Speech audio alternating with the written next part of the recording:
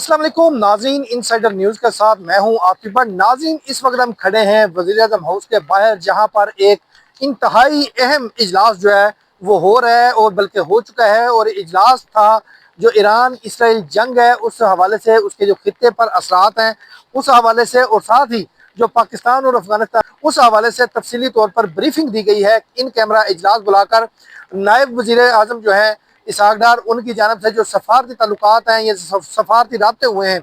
उस हवाले से ब्रीफिंग दी गई है। वज़ीर हुकूमत जो है वो भी शायद संजीदा नहीं थी, और उन्होंने ना तो इमरान खान से उनकी मुलाकात अरेंज कराई और ना ही उनके आने को बोदर किया है कि वो आते हैं तो आए, नहीं आते तो ना आए। वो इसी पॉलिसी पर चल रहे हैं। और माजी में भी जब भी इस वज़ीर-ए-आज़म हाउस में इजलास हुआ है तो तहरीक इंसाफ की जानब से इस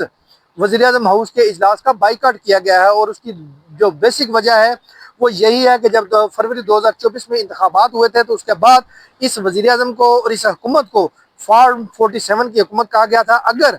आज तहरीक इंसाफ या अपोजिशन यहाँ पर आ जाती तो वो उसको ओन कर जाती कि ये फॉर्म 47 का नहीं बल्कि फॉर्म 45 का वज़ीर-ए-आज़म है। एक तो माइंड में ये भी था। रियाद पॉलिटिकल कमेटी का इजलास हुआ है तहरीक इंसाफ की, और उसमें यह फैसला किया गया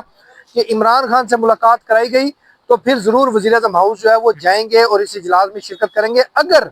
इमरान खान ने इजाज़त दी। और दूसरी जानब अडयाला जेल में वैसे ही 2-3 महीने हो गए हैं, दिसंबर के बाद से मुलाकातें बंद हैं। एक ही मुलाकात हो सकी है जो सुप्रीम कोर्ट के हुक्म पर जो एक वकील जो हैं वो उनकी मुलाकात करवाई गई, और जो भी तफसीलात थी वो आपके साथ पहले भी शेयर की जा चुकी हैं उस मुलाकात की। और अब भी हुकूमत की जानब से कोई मुलाकात जो है ना तो यकीन दहानी कराई गई और ना ही मुलाकात कराई गई। इसकी वजह से मुत्तहिदा अपोजिशन, जिसमें JUI फेस शामिल नहीं है, वो मुत्तहिदा अपोजिशन की जानब से इस इजलास का बाइकाट किया गया है। मुत्तहिदा अपोजिशन ने एक और मशवरा दिया था, एक तो इमरान खान से मुलाकात का, और साथ में ये भी कहा कि आप ये इजलास वज़ीर-ए-आज़म हाउस की बजाय पार्लियामेंट हाउस में रखें, क्योंकि पार्लिमानी पार्टीज को, पार्लिमानी लीडर्स को आपने वो देनी है, ब्रीफिंग देनी है, और फिर आप इसमें मखसूस न करें। इसको या तो मुश्तरका इजलास बुला लें या जो सेनेट का ऐवान है वहाँ पर मौजूद तकरीबन 100 सीट्स हैं, वहाँ पर लोगों को मदऊ किया जाए और वहाँ पर लोगों को ब्रीफिंग दी जाए, MNAs और सेनेटर्स को जो अहम रहनुमा है उनको बुलाकर। लेकिन हुकूमत ने उनकी अपोजिशन की तजवीज़ नहीं मानी। इसका नतीजा ये निकला कि वो आज इस इजलास में शरीक नहीं है। यहाँ पर जो पाकिस्तान के पर असरात पड़ने हैं, पाक अफगान जंग से हों या ईरान इसराइल जंग से, उस हवाले से वो असरात किसी को टेंशन नहीं है। यहाँ पर सियासी मुफाद की टेंशन है, हुकूमत को भी और अपोजिशन को भी, और इसीलिए ये दोनों एक दूसरे के साथ इन्होंने खींचातानी की हुई है और इस इजलास में शिरकत नहीं की। हाँ, एक चीज़ ज़रूर है, इस इजलास की जो अहमियत थी, अगर अपोजिशन ना आती तो इस इजलास की अहमियत ख़त्म हो जाती। लेकिन मौलाना फजलुर रहमान ने शिरकत करके इस इजलास की अहमियत को इजाफा कर दिया है कि अपोजिशन इजलास में आई है। बेशक उनके 8 मेंबर हैं, ये जितने भी हैं, लेकिन पार्लियामेंट में वो अपोजिशन में है। और यही वजह है कि जो वज़ीर-ए-आज़म है उनकी जानब से उनको अपने साथ वाली नशिस्त जो है वो उस पर बिठाया गया, मौलाना फजलुर रहमान को इज्जत दी गई। और बजाय इसके कि अपोजिशन के लोगों को कहा जाता है ना कि आप सामने बैठ जाएं, लेकिन मौलाना फजलुर रहमान का जो कद काठ है उस हिसाब से वज़ीर-ए-आज़म ने उनको अपने साथ बुलाया है। एक साइड पे बिलावल भुट्टो बैठे हुए हैं और दूसरी तरफ बैठे हुए हैं मौलाना फजलुर रहमान। ताहम जो इजलास है, अब उस पर आ जाते हैं कि इजलास में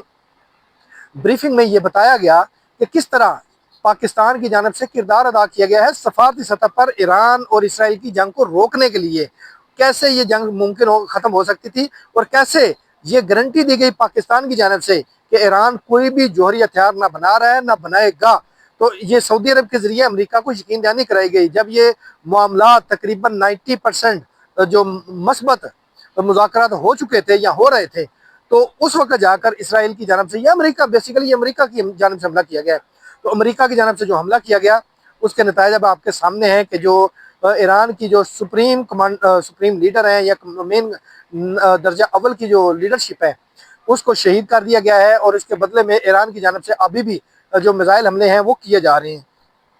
तो ये आज ब्रीफिंग दी गई है इसहाक डार की जानब से। बल्कि इसहाक डार ये भी बता रहे थे कि जब वो सऊदी अरब या दुबई में मौजूद थे तो उस वक्त भी मिसाइल जो है वहाँ पर दागे गए, उसके बाद वो पाकिस्तान वापस आए हैं। तो ये उन्होंने ब्रीफिंग में बताया है कि कैसे पाकिस्तान इस सूरत हाल को कंट्रोल करने के लिए कोशिश करता रहा सफारती सतह पर, लेकिन पाकिस्तान की, मैं तो कहता हूँ, दाल नहीं गली और किसी ने उनकी बात नहीं मानी, और जो भी कोशिश की गई वो रायगा गई। लेकिन अभी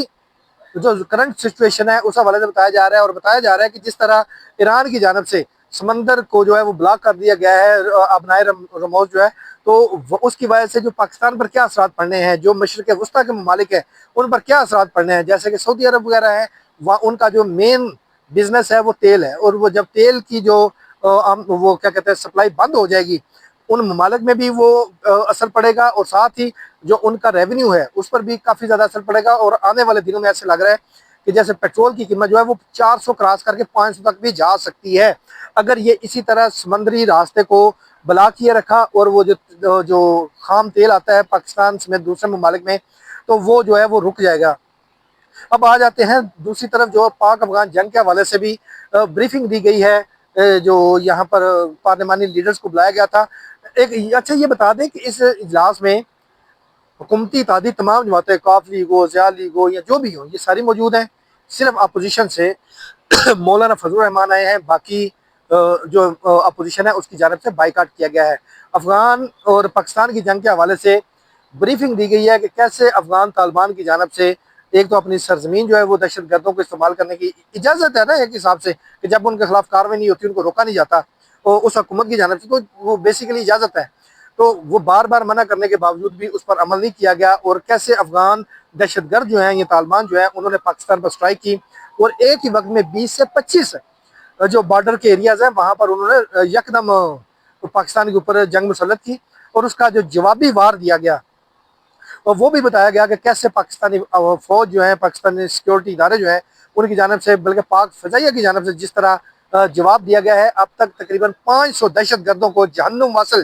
کیا جا چکا ہے، اور کیا کیا چیزیں ان کی تباہ کی گئی ہیں، کون کون سے ٹھکانے تباہ کیے گئے ہیں، کون کون سے مین لیڈرز مارے گئے ہیں، وہ تمام تر بریفنگ میں بتایا گیا ہے، اور پاکستان کا جو اس کے بدلے میں جو بھی وہ تھوڑا بہت نقصان ہوا ہے اس حوالے سے بھی تفصیلی طور پر آگاہ کیا گیا ہے۔ مولانا فضل الرحمان کی جانب سے بہترین تجاویز جو ہیں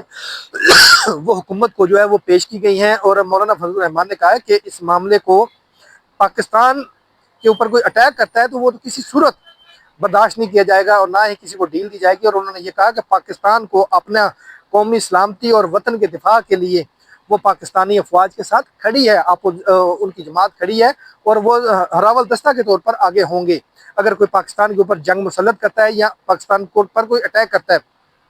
اور دوسری طرف انہوں نے پھر بہترین تجاویز دی ہیں کہ ایران اسرائیل جنگ کو اب کیسے روکا جا سکتا ہے جو اس لیول تک بڑھ چکی ہے۔ ہاں، جو انہوں نے یہ ضرور کہا ہے کہ جو امریکہ کی ایک شاید اس کے گمان میں تھا کہ ہم جو لیڈرشپ ہے اس کو اگر مار شہید کر دیں گے تو اس کے بعد ایران جو ہے ٹوٹ پھوٹ کا شکار ہو جائے گا، لیکن وہ ایران اور کی وہ جو انہوں نے حکمت عملی بنائی ہوئی تھی وہ اس کے مخالف ہو گئی ہے۔ اب ایرانی قوم جو ہے وہ متحد ہو چکی ہے، اور امریکہ کو جو ہے وہ بھرپور جواب دے رہا ہے، اور یہ تمام تر جو صورتحال تھی اس حوالے سے جو بلاول بھٹو ہیں انہوں نے بھی خطاب کیا ہے، وزیر اعظم نے بھی خطاب کیا ہے، دیگر جو پارلیمانی لیڈرز، مختلف سیاسی اتحادی جماعتوں کے سربراہان ہیں، ان کی جانب سے بھی تجاویز جو ہے وہ پیش کی گئی ہیں کہ پاکستان کو کون سی حکمت عملی لے کر آگے ایک ماہ کے لیے یہ نوٹم جو ہے وہ جاری کیا ہوا ہے۔ جو میرے ذرائع نے بتایا ہے کہ جو دن کے وقت اور رات کے وقت جو ہمارے لڑاکا طیارے ہیں وہ ہوا میں پرواز کر رہے ہوتے ہیں، جس کو ہم کہتے ہیں گشت کر رہے ہوتے ہیں، جس کو ہم کہتے ہیں کہ وہ گھوم رہے ہوتے ہیں کہ کہیں کوئی غلطی سے کوئی مزائل، غلطی سے یہ جان بوجھ کر کوئی شرارت جو ہے وہ انڈیا کی جانب سے نہ ہو جائے، افغانستان کی جانب سے نہ ہو جائے، یا اسرائیلی کوئی شرارت نہ کر دے۔ تو پالیسی وہی رکھی ہوئی ہے کہ آپ نے کسی کی اجازت نہیں لینی، اگر پاکستان کی حدود کے اندر کوئی کسی قسم کی کارروائی کرنے کی کوشش کرتا ہے تو آپ نے فوری ریپلائی کرنا ہے۔ اور اسی وجہ سے ہمارے جو لڑاکا طیارے ہیں، پاک فضائیہ کے طیارے جو ہیں وہ رات کو فضا میں ہی ہوتے ہیں، اور وہ جو ہے وہاں پر گشت کر رہے ہوتے ہیں، اور کوئی بھی جب صورتحال غیر یقینی ہوگی تو وہ فوری طور پر ریپلائی کرنے کا ان کے پاس یہ اختیار ان کو ہماری جو پاک فوج کی قیادت ہے اس کی جانب سے دیا ہوا ہے۔ یہ تمام تر تفصیلات تھیں جو آپ کے ساتھ شیئر کی ہیں، اس کے ساتھ ہمیں دیجیے اجازت۔ اللہ حافظ۔